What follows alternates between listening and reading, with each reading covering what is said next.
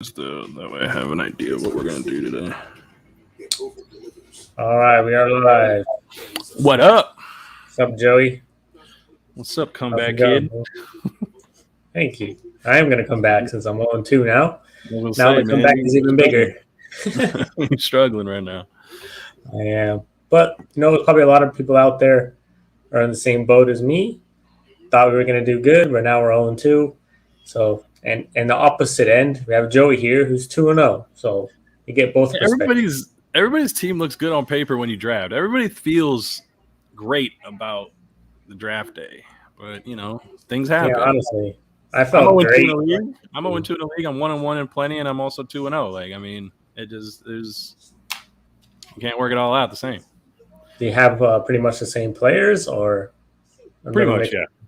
The only exception, the 2-0 league is obviously ours, the one that you and I are in together, and it's because I drafted number 1, and I have a complete different player than I have in the other leagues. Dude, he almost scored 200 points, dude. Oh yeah, Aaron Jones helps when you make a good trade, and then he also goes for like 4 touchdowns. We knew he was going to kill it versus the Lions. Yeah, but they think he would go score 4 touchdowns. I mean, that's a lot, bro. Yeah, they definitely found a mismatch with him out of the backfield.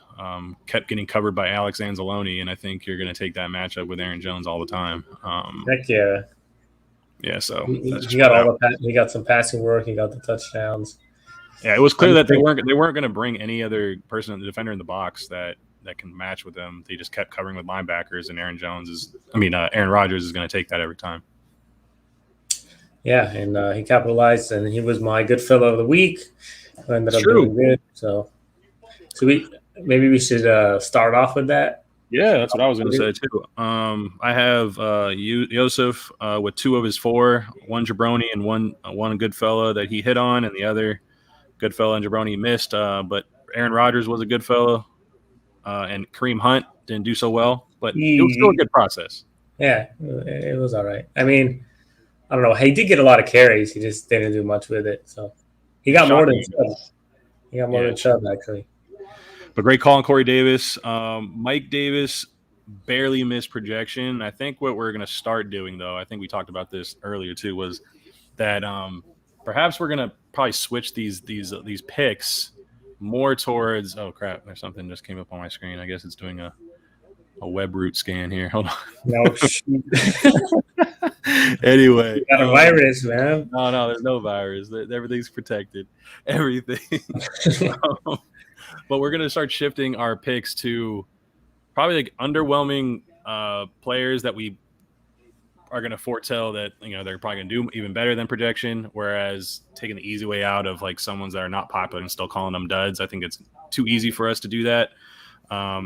Yeah, it's probably someone who's like most people are skeptical on and that we're high on. That you can exactly, and the vice versa for the jabronis, like people in good spots that were like, hey, pump the brakes a little bit. So that's how we're gonna do this going forward. But I was also 2 of 4. I hit on Kyle Pitts. He didn't have a monster game, but he had a lot of targets, but he passed a projection.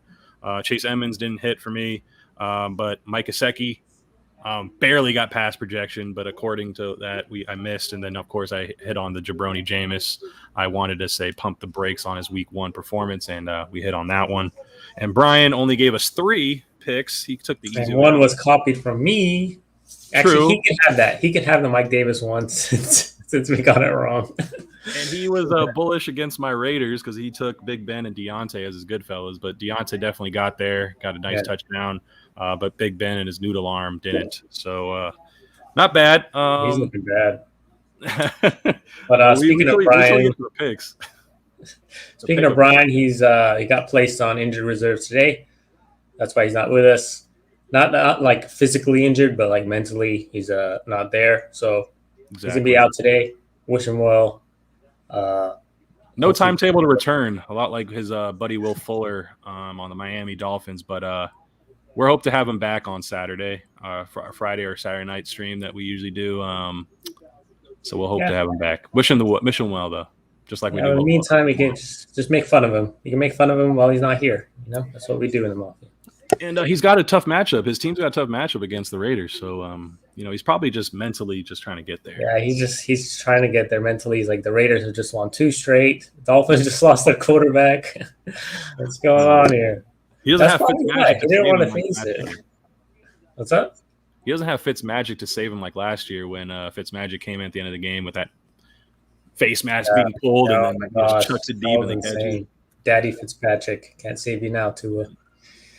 All right, man. Let's get into the studs and duds from last week. Let's start with some players who didn't do so well. Quarterback position first. Let's first go with Dak Prescott, who finished with 8 points on the week. Oh, man. This one was surprising because we all thought it was going to be a high flyer, high point game in LA with the Chargers. We thought the Chargers were going to put up some points, and then the Cowboys were going to have to battle back and pass. Didn't really go that way. Instead, it was the Cowboys ran it like 30 times with a combination of Elliott and Pollard. They didn't really have to pass it too much. But that being said, Prescott's still a great quarterback. He's going to be great going forward. The game plan just wasn't there for him. And he's someone I'm looking to actually trade for in leagues if you need a quarterback, because I feel like this is going to be one of his lowest studs of the year. Everything else, he's pretty safe going forward. So I'm not going to look at this game. I'm going to throw this one out as far as an outlier. Yeah, outlier. Yeah, I'd agree with that. Yeah, I'd agree with that. I mean, I think they found something with Pollard that they're going to get him more and more touches. Hope not, man. You hope not? That's so annoying. As an Elliott owner, that's so annoing. Especially like when they put him in. When they put him in, and he's just doing so good. Pollard, like, he looks fast. He gets fresh on the outside. Oh, man. And every time he's in the game, they use him. Like, Elliott was in the game 80% of the snaps, which is great. But when he's in there, he's pass blocking. He's doing other things. When Pollard is in there, they're going right to him. So it's a little frustrating as an Elliott owner. But yeah, Zeke out-snapped Pollard 45-21, but 55% of the carries were to Zeke. Pollard had 23 touches of those snaps that he was in, and 40% of the targets also were going to Zeke. But that's alarming too, because only 40% of the targets are going to Zeke, which means the other targets, who knows? I mean, it's a combination of things there. But Pollard turned his 23 touches into 183 yards and 1 TD through 2 weeks in total. So that's something that even with limited touches, he's getting a pretty good stat line. But yeah, man, if I was a Zeke owner, if there's a chance that you can possibly try to get the handcuff, I would do it. But yeah, man, it's different. I have the handcuff on my team. It's just like at this still got to start Zeke with confidence. Yeah, exactly. So we have a question here from Gabriel. What's up, Gabriel? Malondo. Do I drop DJ Chark for Rondale Moore? Ooh, I definitely like Rondale Moore, but do you drop DJ Chark? That offense is horrendous. But that being said, if I don't want to recommend dropping a wide receiver 1 for a wide receiver 3, because I actually have some stats for with AJ Green. Here you go. So here, Gabriel, listen to this. In week 1, Rondale Moore only had 14 routes on 36 Kyler Murray dropbacks for 38%. Week 2, he increased that to 24 routes on 41 dropbacks for 58%. So big progress there. But even more so, Rondale Moore on 13 targets through 2 weeks, 11 for 182 and a touchdown through 2 weeks stat line. AJ Green, who's ahead of him on the depth chart, 12 targets, and only turned that into 5-69 for 1 touchdown. So Kyler Murray can support multiple receivers. You can look at Chark as more of the AJ Green. I'm not sure. Do you have DJ Chark's numbers handy for me right now to compare the two? He had 1 reception for 19 yards last game. There's those kind of duds, but like I believe that Rondale Moore is going to get more and more involved. I'm going to take a bullish stance and say I would make the deal. I've never been high on DJ Chark, but it's a difficult decision. I would to drop him. I definitely like Moore better. I definitely like more better than DJ Chark. But do I drop DJ Chark and to I would get try to on? drop. I would try to drop another position personally, but Yeah, if it's a short bench, because I'm in a league with four people on a bench, and I had to make decisions where like I'm dropping a DJ Chark. I never had DJ Chark, so I can't like say that I would do that because I never had it. But I dropped a comparable wide receiver for him. yeah. If I had to make a decision, I'd probably try to trade Chark first. If you can't, Oh, interesting move. yeah, if you can't trade him and get something out of him, then yeah, go ahead and drop him for Rondell Moore. Think of it like this too. Think of it like this too, man. Like Trevor Lawrence is going to still have growing pains throughout the season. This is not going to be, 2 weeks, then he's gonna just be lights out from here. I think he's going to throw at least 20 interceptions the way he's going. And that offense is voided of talent, really. And the offensive line's not great, so if you're looking at that offense, Kyler Murray could be MVP. Yeah, and the Kyler Murray could be MVP. So it's like that offense is moving and supporting multiple weapons. So yeah, that's why I wouldn't have a problem, but it's tough to like drop a guy like Chark because I think you can get value with him, like Yos was saying. Yeah, and we like Rondell Moore. He can burst off anything for a touchdown with that amazing speed. Oh, he said that he has put Patterson there in the open spot. But should I get Patterson? We're going to talk about waivers soon, and I'm putting in a good amount of fab on Patterson in some of my leagues. So if there's any league mates of mine in some of my leagues here, and I'm going after Patterson because this week is kind of dry, to say the least, for waivers this week. Yeah, really. And Patterson's out there pretty widely available, and I think that you kind of look at him as the Derrick Henry in this offense because this is Arthur Smith, former offensive coordinator for the Titans. He's the bigger back with a lot of speed. I'm not saying he's Derrick Henry by any means, but he kind of fits that mold more so than Mike Davis. And I think that Mike Davis experiment is kind of coming to an end soon.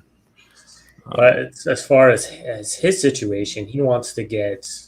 He's now asking if he should put Rondell Moore now instead of Patterson. I mean, that kind of depends on your roster construction and how if you need running back help. Now I can kind of see why though that he's probably saying, "Dude, does he drop Chark?" Because he might need Patterson and Rondell. It seems like so. And then you said another thing. Do you think I won the trade? I love when people ask, "Do I won the trade?" Though, because it's tough, man. There's a lot of variables in that. But you got AJ Brown, you got Kenny Golladay, and Kirk. No, wow. they got Golladay and Kirk. Oh, I say he won it. Yeah, I say he won the trade. Brown to turn it around. Yeah, he had a couple drops last game, which really hurt his value. But it's not going to happen every game. If he just caught one of those, like 3 of those drops were long bombs. So if he just caught one, he would have had a great week. And so I wouldn't look too much into that. I still think he won the trade. Definitely getting AJ Brown, he's a stud. And as far as the other question, I prefer Rondell Moore over Patterson. I think he's more big play and get you more points. So, but that's just me. True. I agree with that 100%. As far as big play upside and also getting more and more involved every week, and Rondell Moore is on the upswing. Patterson's also on the upswing, but at the same time, he's still in a timeshare. And then also, just the offense in itself. Atlanta doesn't really move the ball as well as Kyler's making it seem. Exactly. Arizona could score every drive, and pretty much, man. Moore could be on the other side of that. So. And even though he's like third, maybe even fourth on the depth chart, technically, he's number 2 in production. So there you go. All right, we got a question here from appreciate Wesley you guys. Love. Do I start CEH or Tyson Williams this week? So we got CEH versus the Chargers. Tyson is going up against the Lions. I am putting up Tyson Williams. Well, because you're an owner for sure, of course. And I'm an owner, but come on, it's Detroit. You saw what Aaron Jones did to Detroit last night. I will say that I agree with you just on surface. I haven't looked into the matchup completely. I mean, obviously, I don't need to look too much. It's Detroit, like you said. But if you look at the touches in Baltimore, it's getting divided up more and more. I think Latavius Murray is getting more and more involved. I think Devontae Freeman got like 3 or 4 carries. or 3 or 4 snaps. I know he got some carries and touches. CEH is definitely get the most, but he's not really doing much with them. So I'm siding with Tyson Williams at the moment. But stay tuned, Wesley, because things can change over the next few days. Anything can happen, and we'll have another stream on Friday night or Saturday night. What are we having? Friday night this week? I think it's Friday, right? It should be Friday night, yeah. Yeah, Friday night. So stay tuned for another couple days, and we'll have more definitive answer there. But I'm siding with Tyson so far. Okay. Yeah, I agree with that. So Gabriel has he said he has Mike Williams, Tyreek Hill, AJ Brown, Devontae Parker, and his running back core is Chris Carson, Jonathan Taylor, Elijah Mitchell. So, and you say you're leaning towards Patterson now, but I feel like he should lean. I still feel like he should lean towards more, just because you have a pretty steady running back core. Yeah, Receivers are good too. Taylor. Yeah, but you could definitely add like maybe Mike Williams. He's been a good play so far, but you can definitely start Rondell Moore depending on the matchup. Well, but your running backs, Chris Carson and Jonathan Taylor, you're not benching those guys. No, honestly, I don't like Devontae Parker in this particular situation. No, I don't either. I think Devontae Parker is droppable. I think welcome. Yeah, why don't you? Exactly, Gabriel, drop Parker and get Rondell Moore. That's what I would. That's probably the yeah. It can get more definitive than that. I appreciate you giving us the context there. It makes it easier. Definitely Devontae Parker. I'd also say something about Mike Williams real quick. I honestly feel like Lombardi, because that's Joe Lombardi, right? Is the offensive coordinator now in Los Angeles. He came over from the Saints. Yeah. And he's in the Mike Thomas role. I thought that Keenan Allen would be the Mike Thomas of that offense because he's more of the short area guy, but Mike Williams is starting to be that Mike Thomas role just based on the routes and the way they're using him. So through 2 weeks, 115 of the 152 snaps, 17 in the slot and 98 out wide, which is pretty similar to what Mike Thomas did. It's almost like 80 to 20% wide to slot. And then you got 83 routes run on 103 dropbacks for Mike Williams, which is insane now because he's never seen that type of usage. Team high. And I repeat, he has the team high of targets through 2 weeks with 22 over Keenan Allen with a 25% target share. So I will say Mike Williams is the diamond in the rough out of that entire great wide receiver core that you have. Great for your flex option there, and I would start him every week the way he's being used. All right, Wesley Love here. He said, what do you think about trading CEH and Shepard or Pittman for Saquon? I would do that trade. Saquon, he had a pretty, mediocre 2 weeks, but I think they're going to let him loose. I think they're playing the Falcons week 3. I think this is the game where they're going to let him loose. So I would try to trade for him before this week 3 game because it's going to be harder to trade for him after he blows up. So if you can trade, I'd rather trade Shepard and CEH just because you got Ingram coming back. It's going to take away the targets for Shepard.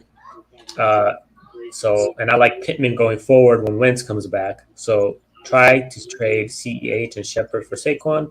I like that. How about you, Joey? I mean, I believe in talent. I like Saquon's upside more than anything. He just needs to trust his leg more, which is easier said than done coming off that catastrophic injury that he had. I'm trying to lose a little bit. He had some good runs last week. Yeah, he did look spry there. It was easier for him to cut off the other leg, of course. He keeps going right. He doesn't want to cut left off his right leg because I think it's his right ankle right foot that got jacked up. Or is it knee? It's ACL, I think. Or I thought it was an Achilles, but anyway, he had it was on the right side.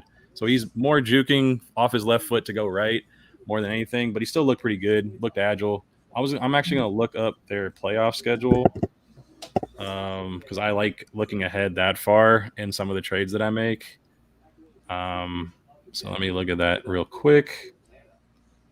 But yeah, definitely talented. If he gets his confidence back, his touch running back like he was, you can trade CEH for him. Who moving forward, I'm not that optimistic about.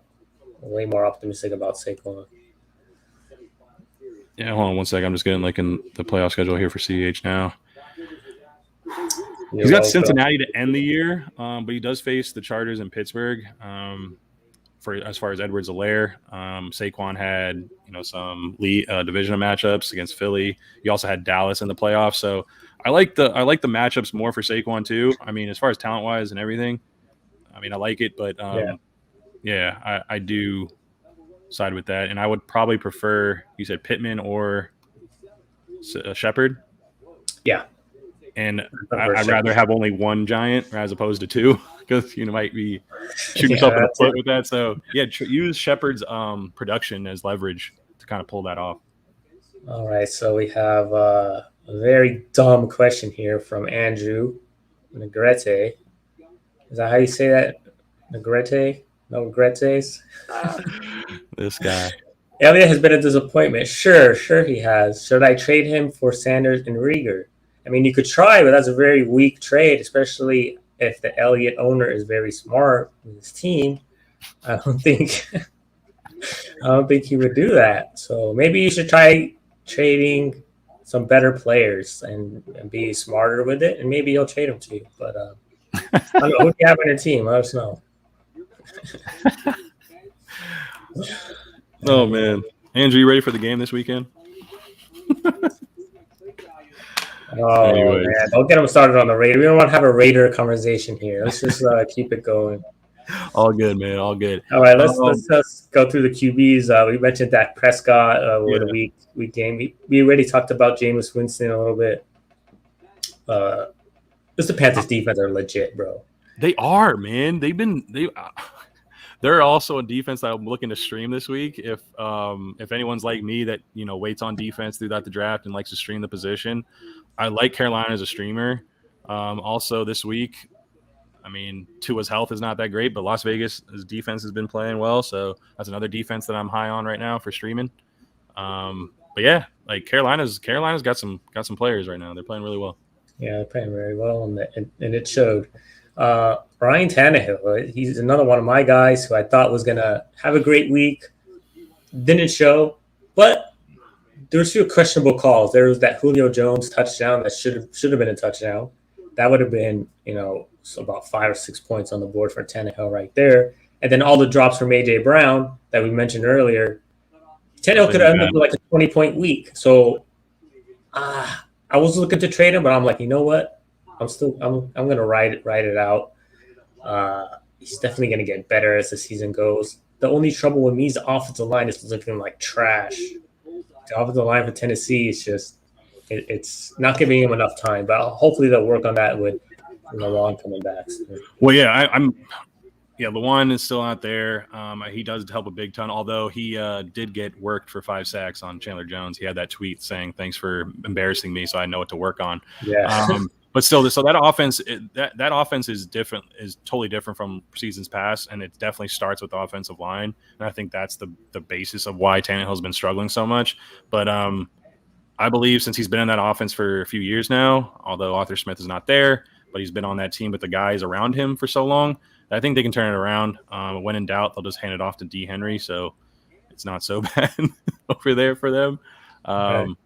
But yeah, I on the 0-2 team that I do have, Ryan Tannehill is my quarterback. So it's been struggle. See, it's just struggling. If you have Ryan Tannehill on the team, you're probably losing. Yeah. All right, Joshua Cooney asks, trade Mike Williams for James Robinson? I wouldn't do that.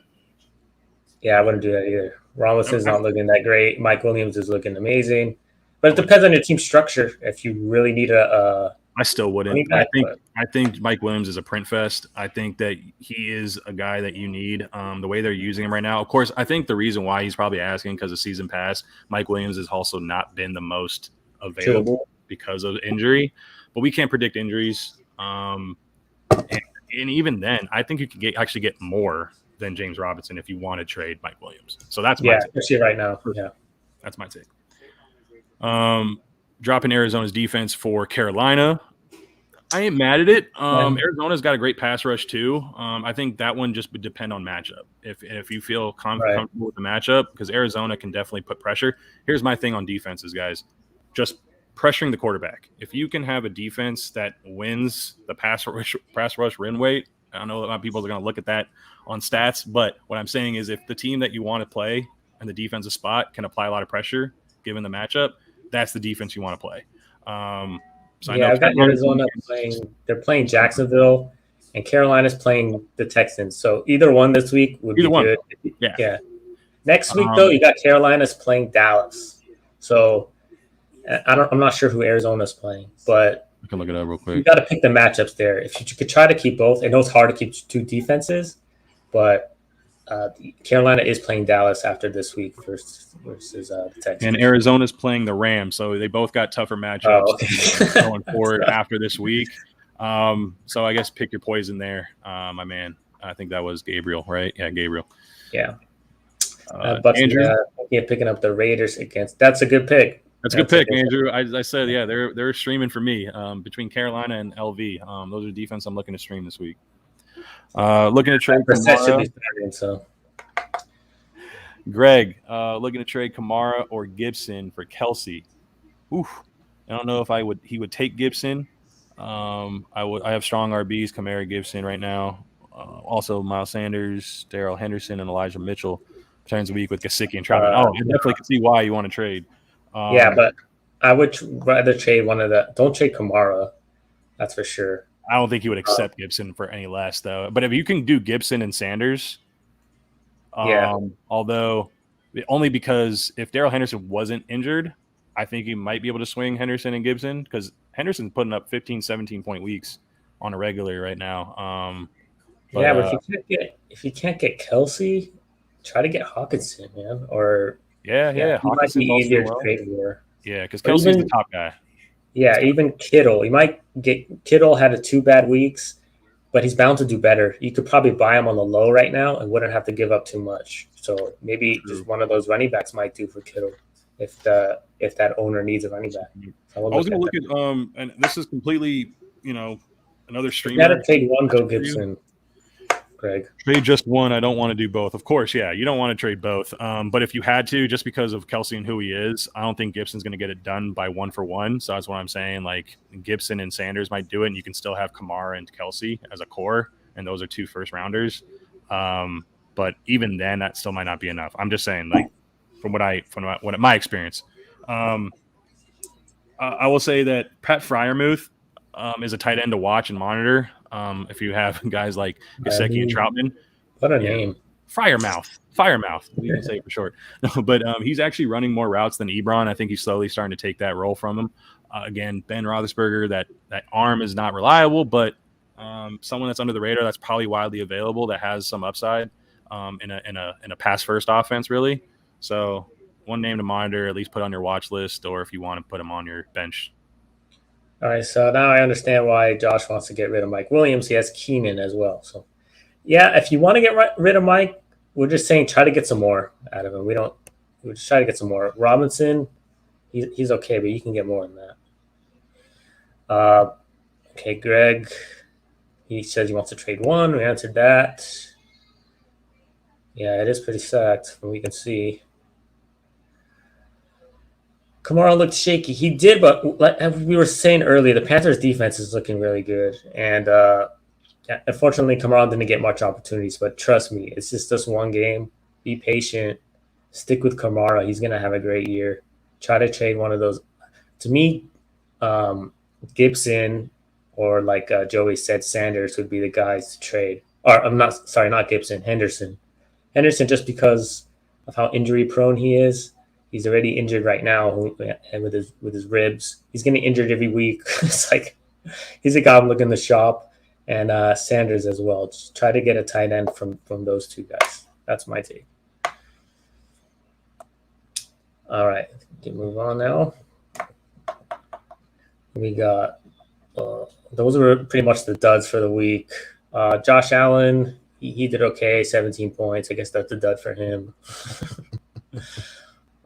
Studs, Kyler Murray, Lamar Jackson, Tom Brady, those guys usually do good every week. Kyler Murray's looking like the top quarterback of the year. He looks like he's going to be probably all year be that top guy. So, Daniel Jones, he was kind of a surprise, putting up almost 30 points against the Washington football team. And then he got to Atlanta next. So if you're looking to stream someone next week, Daniel Jones is a guy who could run the ball as well. If you need a stream at quarterback, you can go ahead and look at him. And probably someone to stash on your bench if you have room for later on in the season. All right, moving on to running backs. Kind of moving quickly here because we got a little down behind. We got a lot of duds here. The running back position. One we were just speaking about, Alvin Kamara, 3 points. I mean, yeah, I think a lot has to do with Panthers defense, but they did get him involved, which is the positive note to be optimistic. He was involved. The Saints weren't on the field as much, so but I still stick with him as an RB1. I wouldn't try trading him, especially right now after a low week. If you did want to trade him after he has a pretty good week. Pick up Rondell Moore or Kirk. I'm going with Rondell Moore on that one. Hey, can you hear me? me? Okay. Yeah. I was going through that thing again. It kept saying my mic was muted. I don't know how. No, Sorry about that, everyone. Where are we at? I was kind of playing. Yeah, Greg is asking Rondell Moore or Kirk. I said Rondell Moore. I think he's going to be the number 2 on the team. Kirk is probably number 3. What's your take? That offense is just like, because I'm a DFS player too, and like I literally would just stack that offense. But season-long manageable leagues, long-term wise, I really do like Rondell Moore more than anyone in an offense other than Nuke. So AJ Green, Kirk, the 2 running backs, I prefer. It's Nuke, Rondell, and then other people's underneath that. So that's bullish on my part. Of course, there's going to be weeks where Kirk does what he did in week 1, but that's just the nature of the game. All right. As far as duds, I went to Kamara while you were muted. Yeah. But skipping on to another dud, a running back, CEH. I think you touched on him a little bit. You want to add on to what we were saying about CEH? 2.6 points last week. I just don't understand why they don't use him in more of an Eckler role, and just like more of a pass catcher. Like Eckler has he's a stockier, smaller guy. I guess you can argue CH is too, but I think his bread and butter is just more of the passing game. And Darrell Williams, I mean, he's nothing to write home about, but he fits the mold as an in-between tackles guy, and he obviously has cashed in short yardage for them last year and this year, at least from what I've seen and watched the games. So I feel like they should go to more of a 2-back system, just because I don't know how much more you need to see from CEH, where he's just not producing with an improved O-line. He doesn't have that breakaway. He doesn't have that breakaway speed either. It's just, he'll give you these chunk yards, but he doesn't break one loose or a touchdown. He hasn't. He's shown flashes, right? Like he had 2 or 3 100-yard games against some good defenses last year. But I mean, it's too far and few between. I just, you have to I think you have to keep him, because I mean his value is low. You're not going to get a much better running back than him if you're looking to move him. You probably if you're going to move someone like CEH, you're probably looking to improve another position, in all honesty, right.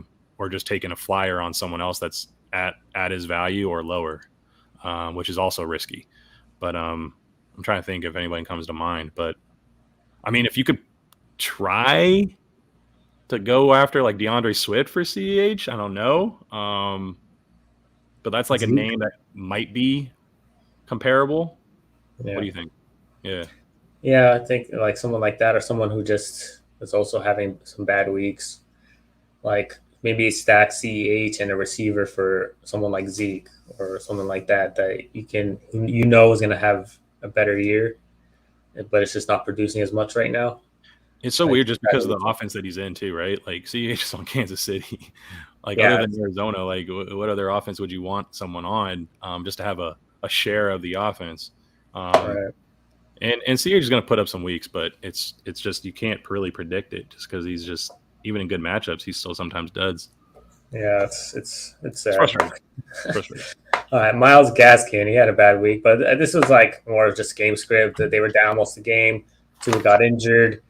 Gaskin wasn't really involved later on. I mean, we expected him to see more involved in the passing game, which mean, he saw some targets, but we did expect to see more. He didn't get much out the run game. They put Salvin Ahmed in later on, but that's more just because they were down a lot. Probably didn't want to risk Gaskin's injury or getting injured. So still not too high on him. He's just like, yeah, I don't know what you do with him at this point. Definitely don't bench him, but keep him as a RB2 flex option and just wait it out. Probably another guy you wanna just wait and see on. I wouldn't trade him just yet. Yeah, that offense is also kind of it's with Jacoby Brissett in there. That's a good word to put it. Blah. Yeah, I don't know. It's kind of like the taste of water. Yeah, but Waddle was looking good until Brissett came in and he wasn't targeting him at all. So we'll see versus the All-Star Raiders next week, huh? Oh, I mean, Gus Bradley likes to. I mean, it's just designed to take away the deep ball. So, but it also, you saw Claypool get behind Damon Arnett one time, but it's designed to prevent the deep ball. That's just what the Legion of Boom was with Gus Bradley in the Seattle days, was just play cover 3, hog the deep ball and bat balls down. So that's what they've been doing. Guys have been taking shots, but they just haven't been completing them, which is great as a Raider fan. Another guy worth mentioning, Jonathan Taylor. He had a pretty bad week.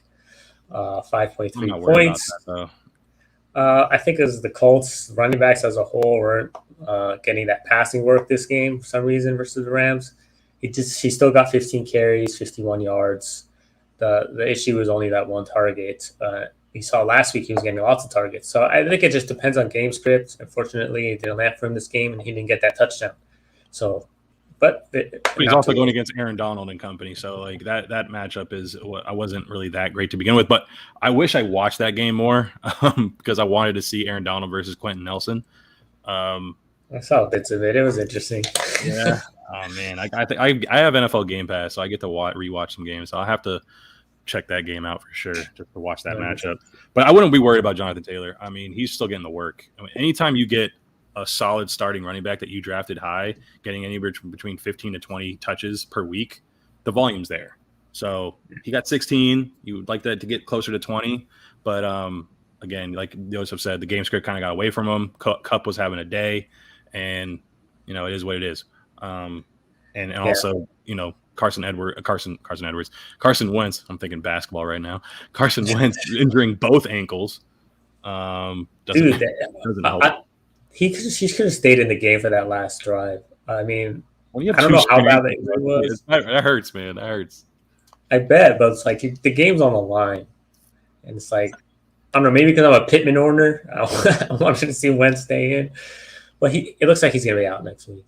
It's gonna suck for everyone. Yeah, we got a lot of injuries, dude. I had a list prepared. We've got a lot of injuries that we all got to monitor here. Jarvis Landry with the knee.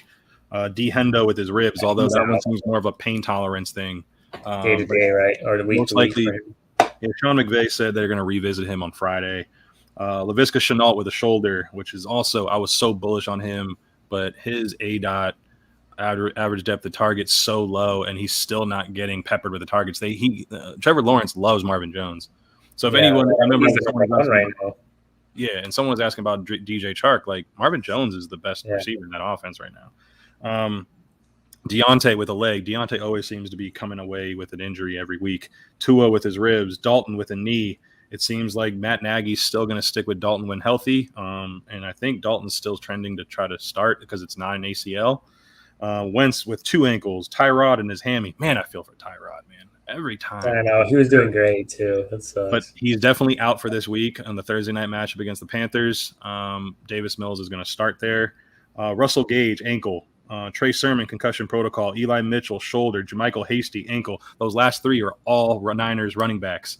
Yeah, I think Mitchell should play that next week. He did get hurt, but and then man, what's going on? What do they drink there in San Francisco, man? Yeah, man, I don't know. If you have a Niners running back, just kind of hope and pray that you just have someone help. I have one. He's just sitting on the bench. Yeah, Nico Collins, receiver with the Texans shoulder. He probably might not be playing on a short week. And then James O'Shaughnessy, of all people, on that Jaguars offense as a tight end. He had 8 targets in week 1. Then he did get hurt, but he only had 1 or 2 targets in week 2. Obviously unreliable, but If he got 8 targets week to week, he would definitely be viable. But he's battling an injury right now. But yeah, that's a lot of injuries, man. A lot of injuries. Yeah, that's unfortunate. A lot of quarterbacks got hurt too, but there's Question something for I you. wanted. I got a question for you though. Yeah. With OBJ, still on the shelf, but Jarvis Landry, most likely could be out. You know, do you think OBJ will play? Because he was pending to play even week 1, which was shocking that he was ruled out, and then he was definitely ruled out in advance for week 2. But now with Jarvis it's a mental thing now. They don't have he's just not ready mentally. I mean, physically, he's was in shape. We saw him in camp. Yeah, I saw all he's the looking videos good. too. So I think it's just like he doesn't want to go and mess it up again. So he's just getting ready mentally. Does this push him now because of the Landry injury? Does it push him to come back? It's up in the air. But let me ask you this: so if both of them sit out, let's say OBJ is not ready and Landry's also not healthy, like, I mean, if you have any of the running backs, I mean, you got to start them because there's really no other receiving option other than Hooper. That's what I was about to say. Austin Hooper gets an upgrade for sure. And I've been trying to make DPJ a thing, but it hasn't happened yet. Like, I love Donovan Peoples-Jones, but it hasn't happened. And I think they have Schwartz as well at the receiver position, but I don't. Yeah, they get a slight upgrade. But the guy I'm really looking at, Austin Hooper, who he saw some targets last game. I think 5 or 6 targets, and he could be a guy on your waivers too. So it's true. If you really like that guy who said he needed a tight end, he's weak at tight end. Check if Hooper's on the on your waivers. Yeah. He's a guy who can get an upgrade next week. There you go. Well, there's some studs, surprising studs. We were talked about Cordell Patterson already. He had a great week. Derrick Henry, Aaron Jones, they just bullied their way through their games. They're automatic starts. We don't really need to touch on them too much. I won this DFS league. 20 people has become friends of mine, but $25 buy-in for 20 week to week. I hit that one big. I was the only one that really played Henry. It was an easy one for me. Really? Yeah. I guess they were just not too high from last week. Well, I mean, I'll say this: whenever Henry is not popular for a week, that's the time when the time you buy him, because that's just like when he usually booms. Yeah. So he wasn't really talked about much, and I just fired him up. I placed in a couple other tournaments, but didn't have the nuts completely. I had Henry, Cooper Kupp, I would say, with Rondell in the same lineup, which helped. But yeah. Anyway, moving on. It was a pretty good week, though. I'll say it was a good week on DFS. Not so good in season long. But anyway, we'll move on. Hey, at least you're winning somewhere, unlike somebody over here. J.D. McKissick, 20 points. He's really annoying, dude. Like, if you're a Gibson owner, you saw last game, the 2-minute drill, it's all McKissick the whole way down. So annoying. And I was a Gibson owner last year. So frustrating. It's the same thing. I thought Gibson was going to, step in, be that McCaffrey type player like Rivera keeps saying. But no. I bought into that too. It's some BS. And if you're a McKissick owner, good for you. I'm still not trusting him to put him in my starting lineup. But hey, he's maybe trade him off this game. Try doing that. If not, keep him on your bench. And he's a guy you can plug in if you get an injury or something like that. What do you think about KJ Osborne? Another guy that keeps booming. Minnesota. Someone's under the radar too that might still be out on waivers for y'all. He might be definitely worth looking at. I mean, I was mentioning him last week after he had a 9-target game, and then this game against Arizona, right off the bat, scores a long touchdown. So it didn't take long at all. I think it was like the second play from scrimmage, and exactly. So now I'm really interested. He's definitely a guy you want to look at to waivers. He's been on the field for 103 of the 144 snaps in 2 weeks, 71%, 78 routes of 87 dropbacks, 15 targets for almost a 20% share, turn that into 12 for 167 and 1 touchdown.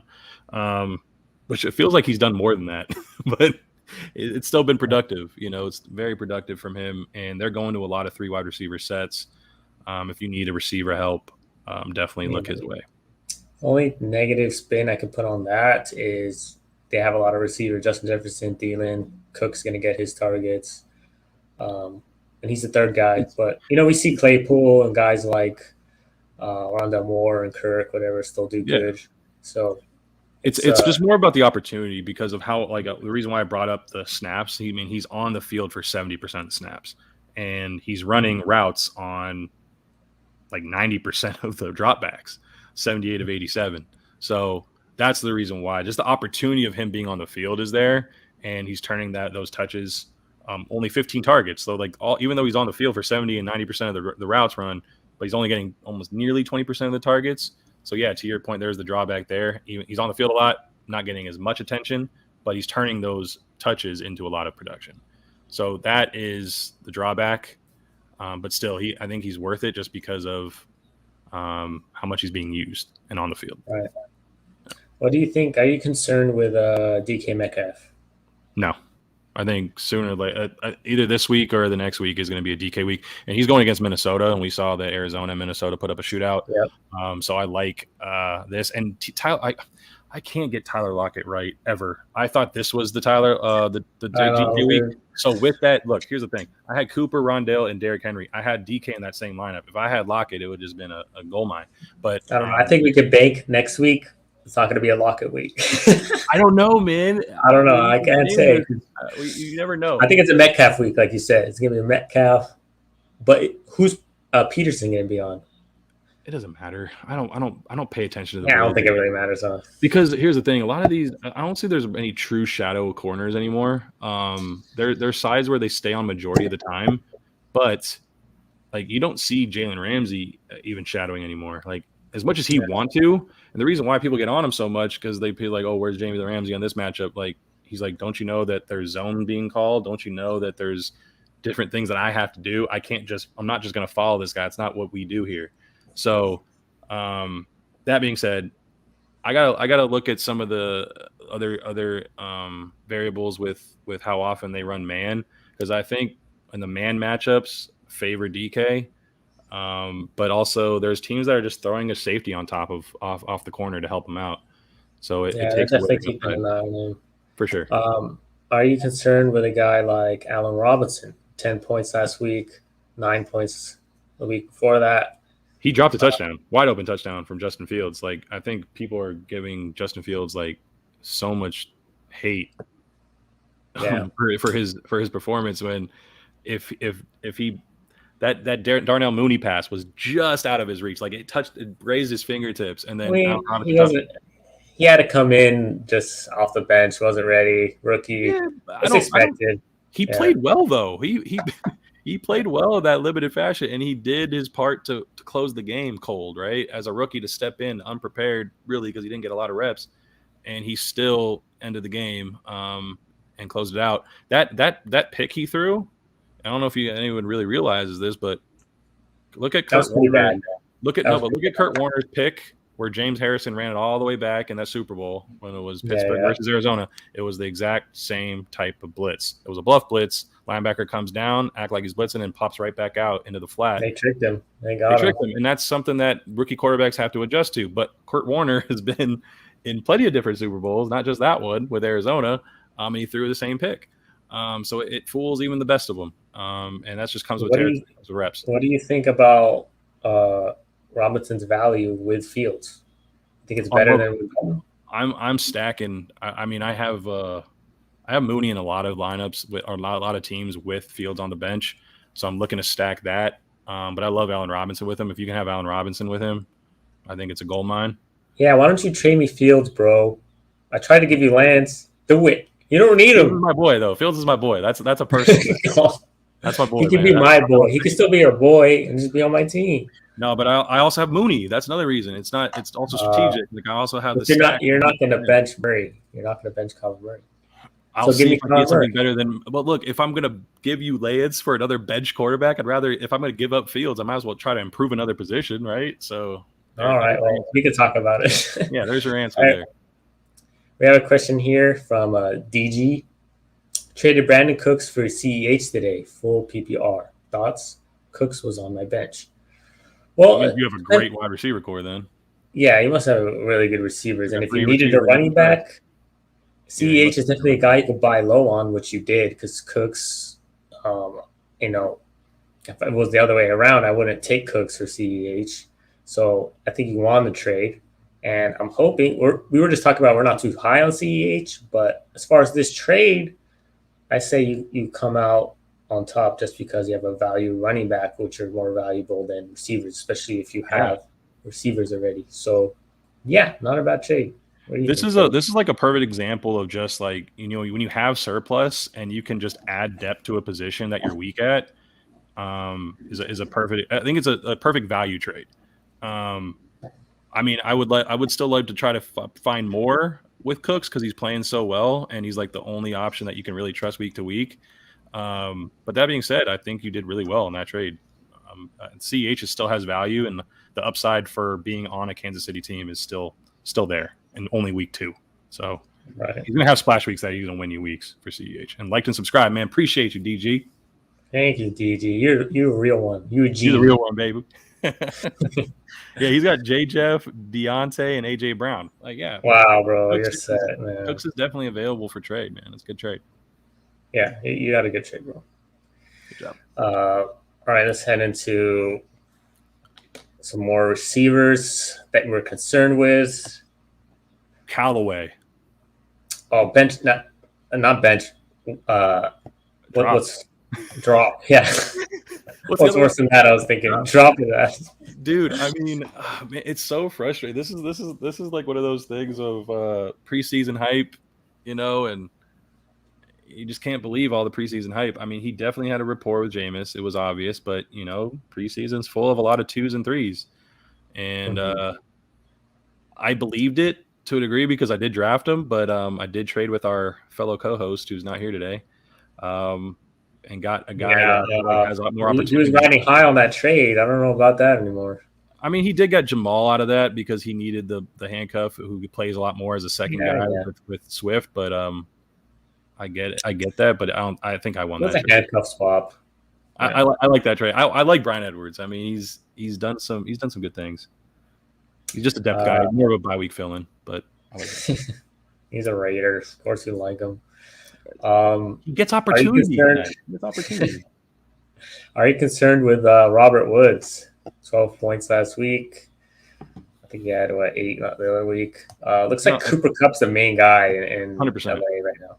Yeah, 100% that Kupp's the main guy, but Woods is still going to have value, and it kind of like the DK Lockett situation in a way. You think, where he's like a safe floor guy. You're not going to get great weeks, but you're not going to get a bum week either. So he's just very safe, but he's always been like that. He might have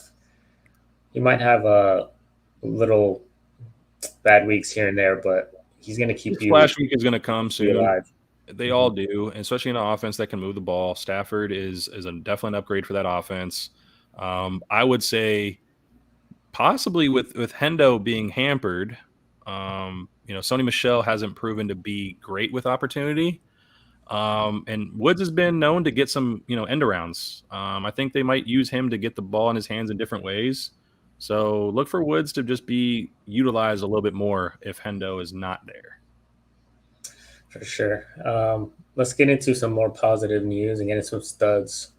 Henry Ruggs, what do you think of this game? Long touchdown, 22 points, 7 targets. He's definitely got the. I think it's actually the third most. Say something negative. Third most. I think it's a trap. I wouldn't fall in love with it. Yeah, I wouldn't fall in love with it from a strictly fantasy perspective. I hope that he does improve on this and this stuff. That is actually learning the route tree and being utilized more and more. But I wouldn't fall in love with it. I wouldn't go crazy on your fab. I wouldn't waste a waiver spot on that. I would actually wait if you're in a rolling waivers. I would wait till waivers process and then pick him up if he's still available. If you have fab, a standard $100 budget, I'd say anywhere from maybe 7 to 10% of your remaining budget, no more than that. That's where I stand. Yeah. we know Andrew's going to put like $50 on him. So, yeah, go ahead, Andrew. Go Or ahead. let us know how much you're putting. Yeah, let us know what you're putting in. Mike Williams. We talked about him earlier. I don't think we need to touch too much more Mike Williams. Oh no, dude, Williams. he's a print fest though, man. I'm saying that I believe that one. I'm trying to trade for him in some leagues, so you can tell where I'm at with Mike Williams. Michael Pittman Jr. I have Michael Pittman Jr. I loved what I saw. Unfortunately, with a Wentz injury, it really lowers his value. Easton looks. I mean, he only got a few snaps, but he looks horrible. So I think they're gonna. You muted. Oh, we lost Joey. He's gonna fix it.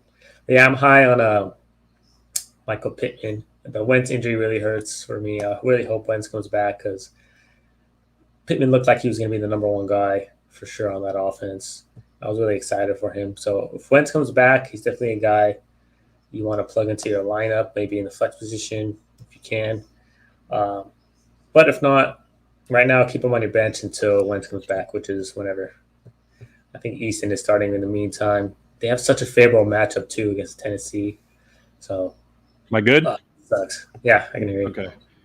So I might have found a short fix. Unplug my mic and plug it back in, but I don't know why. You sound good.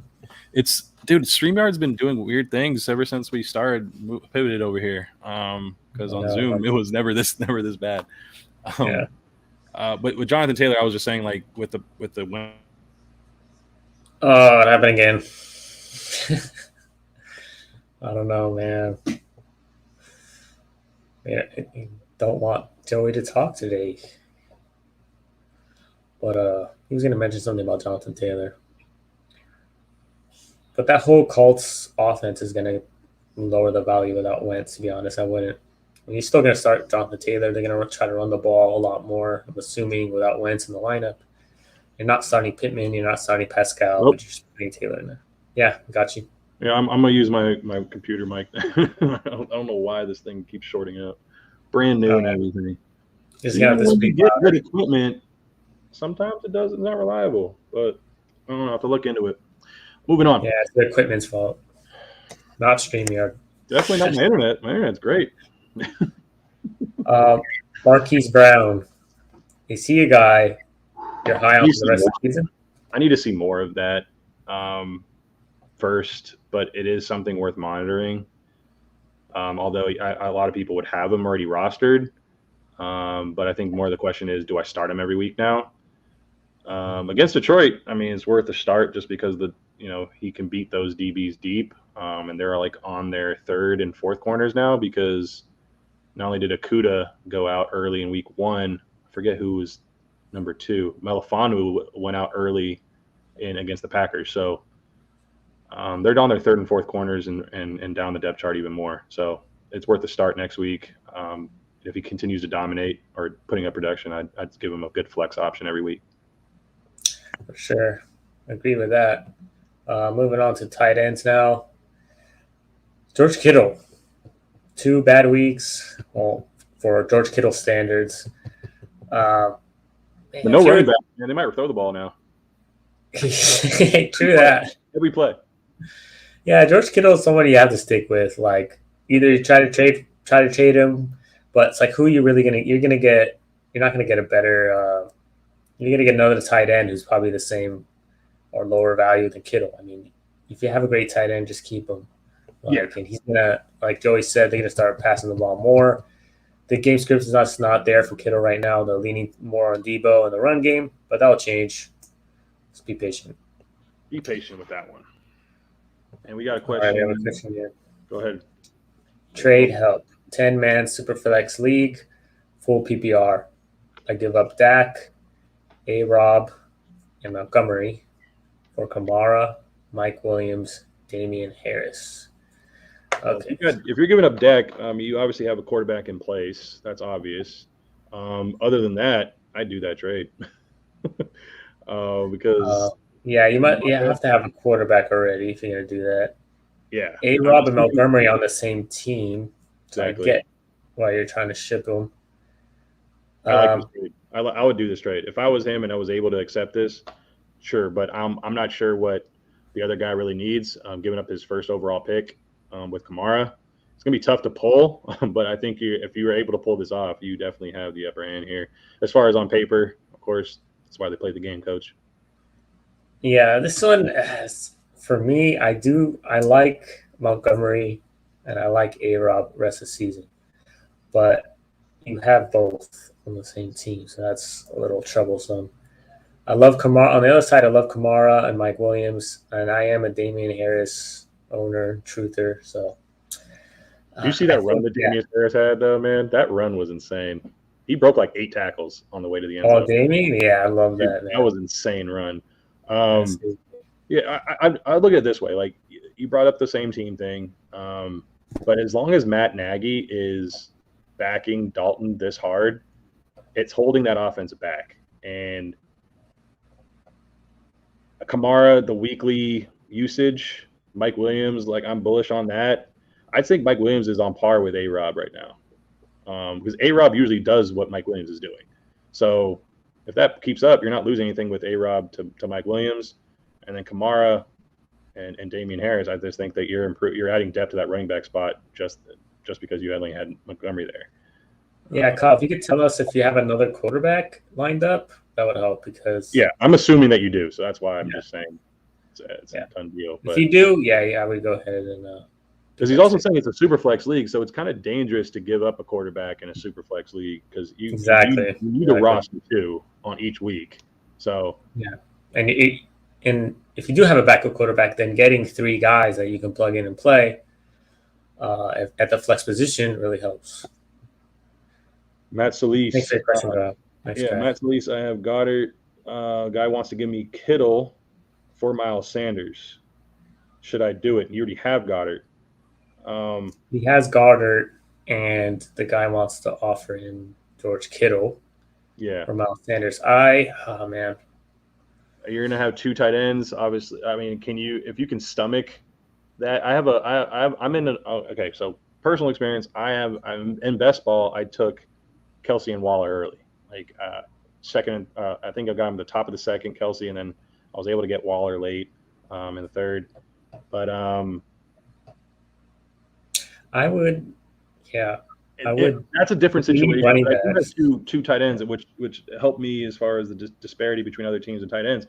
With Goddard and Kittle, I don't know if it's strong enough to worth doing that because I think there's going to be weeks where you don't roster both, and then you're like kind of. Whereas you're pretty much starting Sanders every week. You know what I'm saying? It's enticing because you're getting Kittle. But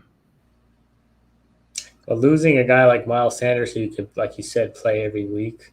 Kittle, you could play every week too, but you already have a guy like Goddard. There is a disparity there, but the gap isn't as big where you'll trade away a guy like Miles Sanders to get that, fill the gap. So and you also got I personally wouldn't do it.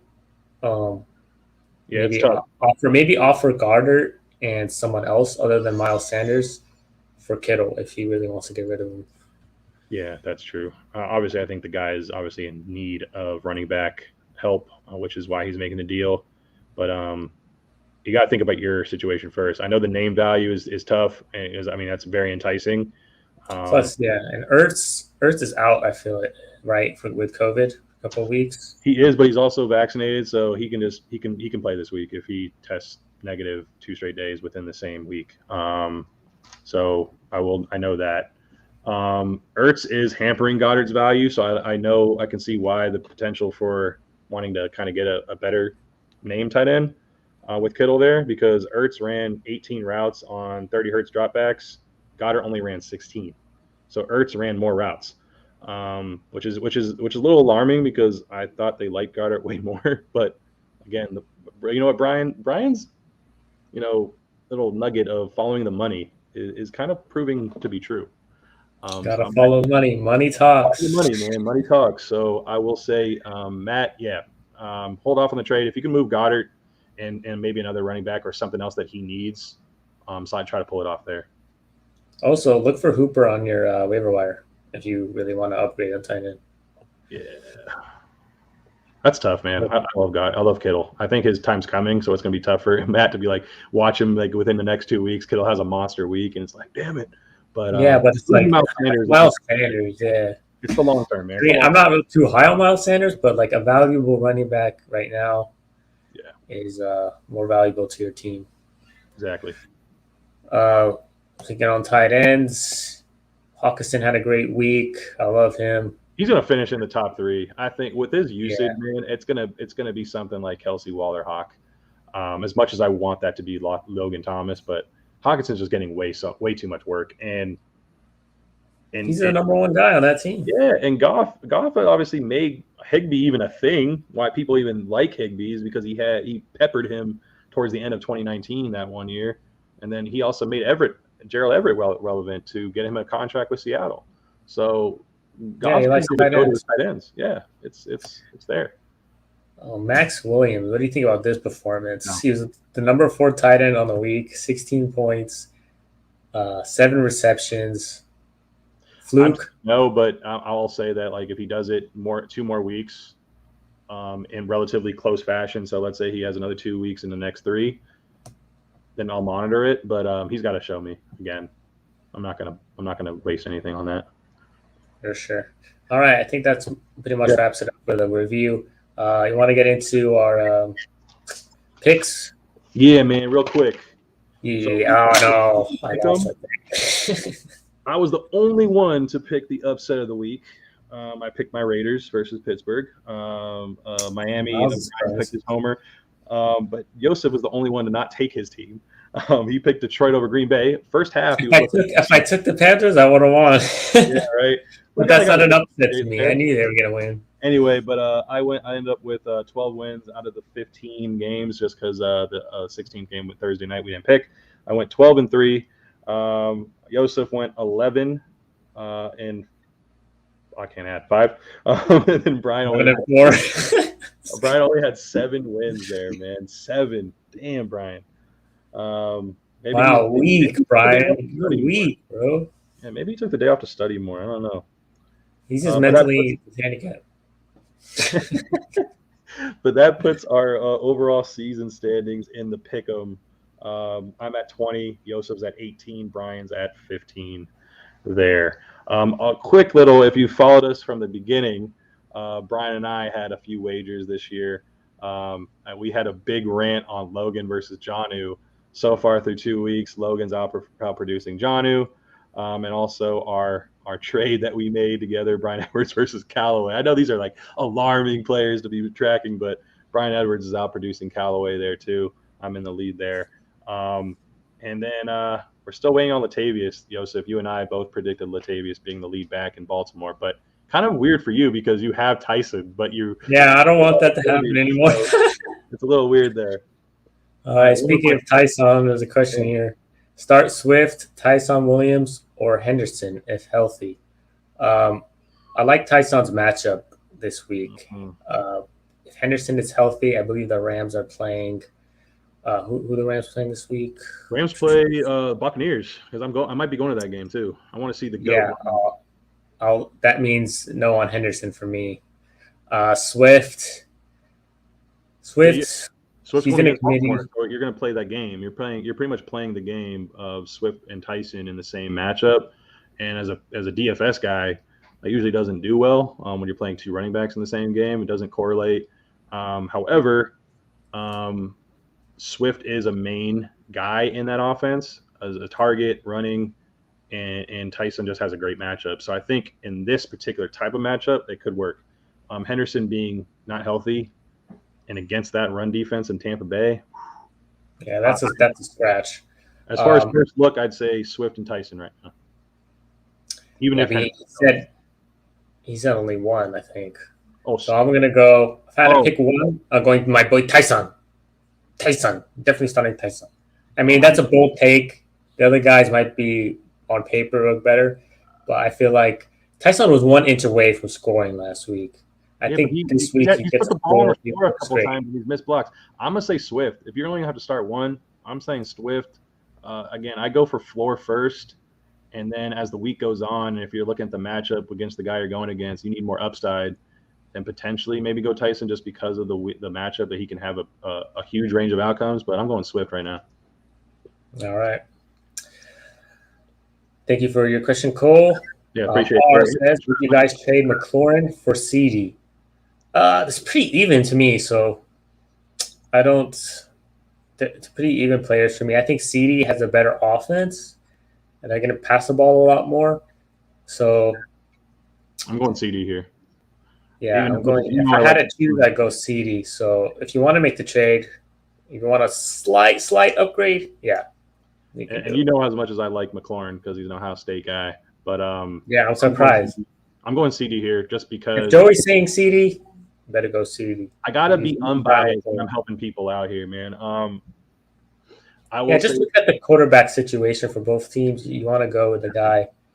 Yeah, we have Prescott and the high flowing offense compared to Heineke and the weird Redskins Washington football team offense. And even though McLaurin is making it difficult because of the week that Heineke just peppered, McLaurin in this last matchup.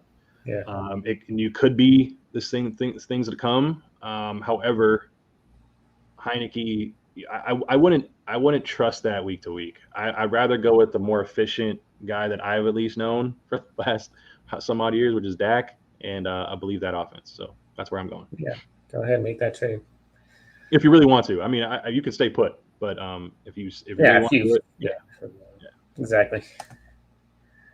All right. Anything else you want to mention? You want to get into? No, I think we're going to go through so stay tuned for Friday's episode. What we're going to go over is obviously we're going to do our pick'em game. We're going to go with our Goodfellas and Jabronis, which is AKA our start and sits. We'll do a disclaimer before we do that. And then also we'll probably do it as what we did last week, which was kind of like a game by game breakdown of viable options, which help people make some roster decisions. For sure. And if you made it this far, thank you for watching.